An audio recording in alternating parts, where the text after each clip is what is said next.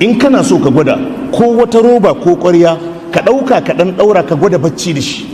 Wannan mahaifiyarka da kake ganin ta ka shiga ka fita ka shiga ka fitan nan, ɗaukan ka kawai ta yi yawo da kai banda goyo da riƙe ka a cikin cikinta wata 9 ta yi tana yawo da kai. Ka je ka buga lissafi ko jirgin sama ka saya mata kace mata hajiya duk inda kike so a kai ki a duniya har ta gama hawa jirgin, inda za a haɗa awowin da ta yi a jirgin ka tana yawo zai yi wahala ya kai wata 9 in an haɗa su waje ɗaya. Ita wata 9 yawo take da kai. Hamalatu ummuhu kurhan, Allah ce kuma abin ba daɗi. In kana so ka gwada ko wata roba ko ƙwarya ka ɗauka ka ɗan ɗaura ka gwada bacci da shi.